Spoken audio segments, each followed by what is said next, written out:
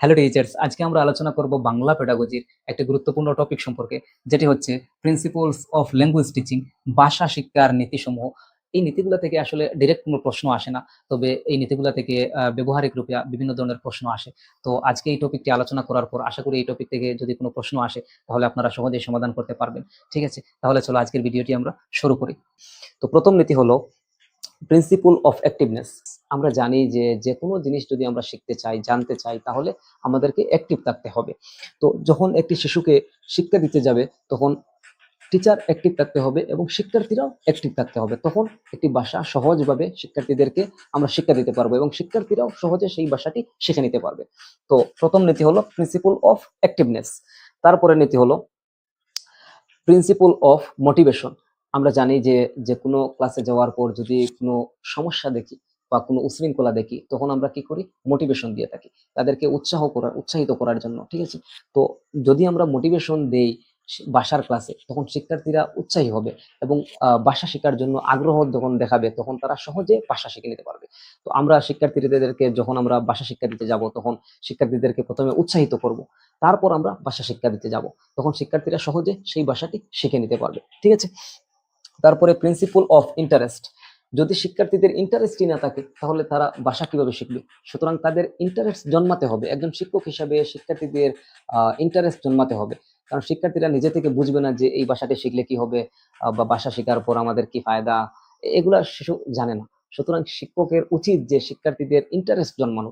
সেই ভাষা শেখার ক্ষেত্রে শিক্ষার্থীরা যখন ইন্টারেস্টেড হবে, তখন শিক্ষার্থীরা সহজে ভাষাগুলা শিখে নিতে পারবে। ঠিক আছে, তারপরে প্রিন্সিপল অফ চাইল্ড সেন্টার্ড।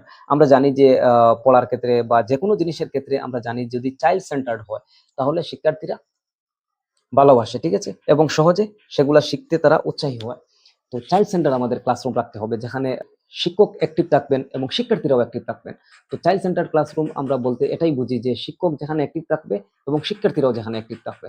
তো শিক্ষক এবং শিক্ষার্থীরা যদি অ্যাক্টিভ থাকে এবং সেখানে যদি ভাষা শিক্ষা দেওয়া হয়, তাহলে শিক্ষার্থীরা সহজেই সেই ভাষাটি শিখে নিতে পারবে। ঠিক আছে, তারপরে প্রিন্সিপল অফ এক্সারসাইজ। আমরা জানি যে যে কোনো জিনিস যদি আমরা প্র্যাকটিস করি তাহলে সহজেই শিখে নিতে পারি। তো প্র্যাকটিস ছাড়া আমাদের কোনো কিছু শেখা হয় না। তো শিক্ষার্থীদের কে যখন এই সুযোগ দেওয়া হবে যে তারা এক্সারসাইজ করুক, তো সেই সুযোগ যদি একজন শিক্ষক করে দেন তাহলে শিক্ষার্থীরা সহজেই কিন্তু যে কোনো একটি ভাষা শিখে নিতে পারবে। তো ভাষার ক্লাসে আমাদের উচিত যে শিক্ষার্থীদের সেই সুযোগ করে দেওয়া, যেখানে তারা এক্সারসাইজ করতে পারে, যেখানে তারা প্র্যাকটিস করতে পারে। ঠিক আছে, তারা বারবার চর্চা করতে পারে। তারপরে প্রিন্সিপল অফ ইন্ডিভিজুয়াল ডিফারেন্স। তো আমরা জানি যে প্রত্যেকটি ব্যক্তি এক ব্যক্তি থেকে অন্য ব্যক্তি আলাদা। এটা আমরা জানি যে একটি শিশুর শেখার গতি, তার ইন্টারেস্ট, তার ভ্যালুজ, তার আইডিয়া, তার চাওয়া, তার নিডস আলাদা আলাদা থাকে। তো আমরা এটা মনে রাখতে হবে, যখন আমরা ভাষার ক্লাস দিতে যাব তখন আমরা এটা জানতে হবে যে কোন শিক্ষার্থী কিভাবে শিক্ষা দিলে সে শিখতে পারে। তার নিড অনুযায়ী আমরা শিক্ষা দিতে থাকবো। ইন্ডিভিজুয়াল ডিফারেন্সটা আমাদের মাথায় রাখতে হবে যে প্রত্যেক শিক্ষার্থী একের চাইতে অন্য আলাদা। সুতরাং যে শিক্ষার্থী যেইভাবে শিখে সেইভাবে আমরা সেই শিক্ষার্থীদেরকে শিক্ষা দেওয়ার চেষ্টা করতে হবে। ঠিক আছে, তারপরে principle of correlation with life. আমরা জানি যে যে কোনো শিশুকে যদি আমরা যে কোনো জিনিস শেখাতে যাই, তখন যদি তার বাস্তব জীবনের সাথে যদি তাকে লিঙ্ক করে আমরা কোনো কিছু পড়াই বা কোনো কিছু শেখাই, তখন শিক্ষার্থীরা সহজেই সেই জিনিসটা শিখে নিতে পারে। তো আমরা যখন ভাষার ক্লাসে যাব তখন তার বাস্তব জীবনের কিছু গল্প নিয়ে আলোচনা করতে পারি, বাস্তব জীবনের একটি ডায়লগ নিয়ে আলোচনা করতে পারি বা একটি কাহিনী নিয়ে আলোচনা করতে পারি, যেটা তার বাস্তব জীবনের সাথে মিল রাখে। তো সেই জিনিস নিয়ে যদি আমরা আলোচনা করি এবং সেও যদি আমার সাথে রিপ্লাই করতে থাকে, তখন সে কি কি করবে? ভাষা শিখে নেবে, সহজে সে ভাষা শিখতে পারবে। ঠিক আছে, তারপরে প্রিন্সিপল অফ প্ল্যানিং। আমরা জানি যে প্ল্যানিং ছাড়া কোনো কিছুই সফল হয় না। আমি এখানে পড়াচ্ছি, তো এর আগে আমি প্ল্যানিং করেছি কিভাবে পড়াবো, কিভাবে আলোচনা করলে সহজে হবে। তো সেই জিনিসটা আমি প্র্যাকটিস করেছি, প্ল্যানিং করেছি। তো এইভাবে যদি একজন শিক্ষক যদি ক্লাসে যাওয়ার আগে তার একটি প্ল্যানিং করতে হবে যে আজকে আমি কি পড়াবো, কি শিখাবো, কোন জিনিস শেখাতে হবে, শিশুরা কতটুকু এগিয়ে আছে, কতটুকু পিছিয়ে আছে, সবকিছু আমাদের ডাটা রাখতে হবে এবং সেই ডাটা অনুসারে আমরা শিক্ষার্থীদেরকে শিক্ষা দিতে হবে। ঠিক আছে, তারপরে প্রিন্সিপল অফ সিম্পথি, সহানুভূতির নীতি। আমরা শিক্ষার্থীদের প্রতি সহানুভূতি দেখাতে হবে। যেমন মনে করো একজন শিক্ষার্থী ভুল করে ফেললো, তখন তাকে আহ আমরা এভাবে বলবো না যে এটা ভুল হয়েছে বা তাকে কোনো কিছু জোরে সাউন্ড দিয়ে আমরা কোনো কিছু বলবো না, অর্থাৎ নর্মালি আমরা বলবো, তার প্রতি সহানুভূতি দেখাবো, তার প্রতি দয়া দেখাবো, তাকে যাতে আমরা ইগনোর করবো না, অর্থাৎ সে যদি ভুল করে ফেলে তাহলে তাকে সংশোধন করে দেবো এবং প্রেমের সাথে সংশোধন করে দেবো, তাকে কোনো কিছু আমরা বলতে চাইবো না। যখন যদি আমরা বলি তাহলে কি হবে, শিশু অন্য সময় আর কিছু বলবেই না, সে বয়ে হোক বা লজ্জায় হোক সে বলতেই চাইবে না। তো আমরা এইভাবে করবো না, যেখানে শিশুদেরকে উৎসাহিত করতে হবে আমাদেরকে এবং শিশুর বলার সুযোগ করে দিতে হবে। ঠিক আছে? তো আমরা শিশুদেরকে বাধা প্রদান যদি করি তাহলে শিশুরা সেই ভাষাটা শিখতে পারবে না। ঠিক আছে?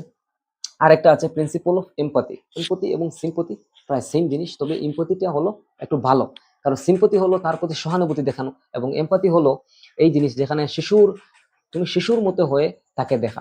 যেমন মনে করো শিশুর নিজের হয়ে, অর্থাৎ শিশুর কষ্টকে নিজের কষ্ট মনে করে, শিশুর যে সমস্যা রয়েছে সেই সমস্যা নিজের সমস্যা মনে করে সে শিশুকে সমাধান করার জন্য চেষ্টা চালিয়ে যাওয়া, সেটাই হলো এমপ্যাথি। ঠিক আছে? তারপরে principle of four skill of language. আমরা জানি যে কোনো ভাষা শেখার ক্ষেত্রে লিসেনিং, স্পিকিং, রিডিং, রাইটিং এইগুলাকে আমাদেরকে শক্ত করতে হয়। তো শিক্ষার্থীদের এই যে 4টি স্কিল রয়েছে, এই 4টি স্কিলের উপর আমাদেরকে গুরুত্ব দিতে হবে। প্রথমে শিশুদেরকে শোনার জন্য বলতে হবে, তারপরে শোনার জন্য ট্রেনিং দিতে হবে। শুনতে চাইলে কোন ধরনের পদ্ধতি রয়েছে সেটির আলাদা একটা চ্যাপ্টার রয়েছে, তো সেই চ্যাপ্টার অনুযায়ী, সেই পদ্ধতি অনুযায়ী আমাদেরকে তাকে শিক্ষা দিতে হবে এবং তারপরে তাকে বলার সুযোগ দিতে হবে, তারপরে সে পঠন করবে, তারপরে সে লিখবে। তো এইভাবে একটি ভাষা সে সহজে শিখে নিতে পারবে। ঠিক আছে? তারপরে principle of giving opportunity for practice. এই যে আগে যে বলেছিলাম, প্র্যাকটিসের সুযোগ দিতে হবে, তাকে এক্সারসাইজের সুযোগ দিতে হবে। ঠিক আছে? তারপরে principle of knowing student by teacher. এটা অত্যন্ত গুরুত্বপূর্ণ জিনিস, কারণ একজন শিক্ষক যদি তার শিক্ষার্থী সম্বন্ধে জানে না তাহলে কি পড়াবে। তো শিক্ষার্থী সম্পর্কে আমাদেরকে জানতে হবে, নলেজ রাখতে হবে যে শিক্ষার্থীর আচরণ কেমন, তার পড়ার গতি কেমন, সে কিভাবে বুঝে, তার নিড কি আছে, সবগুলা জিনিস আমাদেরকে বুঝতে হবে এবং শিশুর নিড অনুযায়ী, শিশুর প্রয়োজন অনুযায়ী শিশুদেরকে আমাদেরকে শিক্ষা দিতে হবে। ঠিক আছে? তখন সেই শিশুটি সহজে ভাষা শিখে নিতে পারবে। তারপরে principle of meaningful learning teaching. আমরা জানি যে যখনই আমরা পড়াবো, তো পড়ানোর উদ্দেশ্যই হলো আমরা মিনিংফুল কোনো কিছু শিক্ষা দিব। কারণ এমন নয় যে আমি যে কোনো জিনিস শিশুদেরকে শিক্ষা দিয়ে দিলাম, এমন ভাবে তো হয় না। তো শিশুদেরকে কোনো একটি উদ্দেশ্য নিয়ে, কোনো একটি আহ সূত্র ধরে বা কোনো একটি কনসেপ্ট ধরে বা কোনো একটি বাস্তব জীবনের কাহিনী ধরে, যে কোনো জিনিস হোক, যে জিনিসের অর্থ থাকবে, মিনিংফুল লার্নিং দিতে হবে, অর্থাৎ যেটা তার বাস্তব জীবনে কাজে আসে সেই ধরনের আমাদেরকে শিক্ষা দিতে হবে। ঠিক আছে? তো মিনিংফুল টিচিং দিতে হবে। তারপরে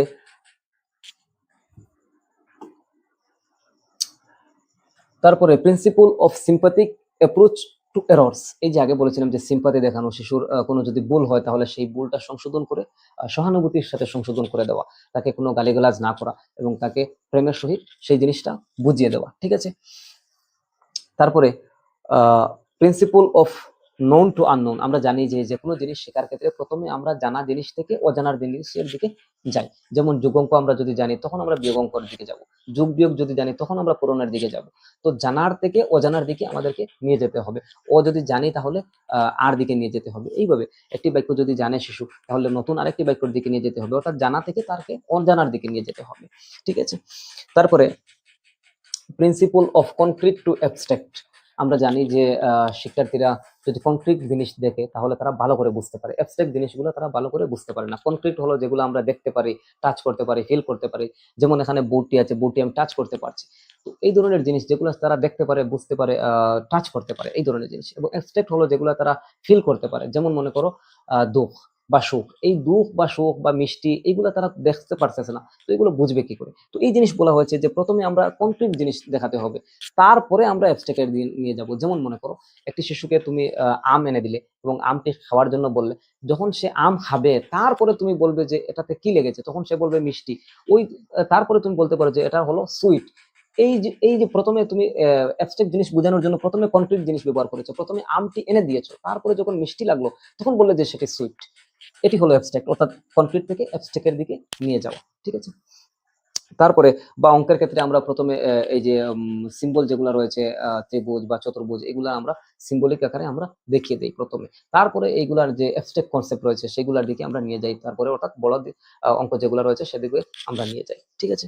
তারপরে principle of learning by doing. এটা তো আমরা জানি যে এটি সব সাবজেক্টের ক্ষেত্রে প্রযোজ্য। লার্নিং বাই ডুইং, শিশুরা করে করেই শিখবে। ঠিক আছে? তারপরে আচ্ছা, তারপরে আর কিছু নেই, এই প্রিন্সিপাল গুলাই যথেষ্ট। অনেকটা প্রিন্সিপাল লিখে দিয়েছি, আসলে অতটুকু প্রিন্সিপাল শেখার দরকার নেই, 7 থেকে 8টি প্রিন্সিপাল শিখে নিলেই যথেষ্ট। এইগুলোর ভিতর থেকেই আসলে প্রশ্ন আসে, কিন্তু আমি অনেকটা প্রিন্সিপাল দিয়েছি যাতে মিস যায় না, ঠিক আছে, আরো ভালো করে বুঝতে পারো।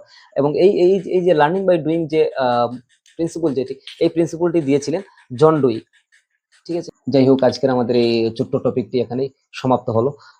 নেক্সট টপিক যেটি রয়েছে বাংলা পেডাগজির সিলেবাস অনুসরণ করে, সেই টপিকটি আমরা সহজ ভাষায় আলোচনা করব, ঠিক আছে। এবং মাঝে মধ্যে আমি যদি সম্ভব হয় তাহলে পিওয়াইকিউ আলোচনা করার চেষ্টা করব।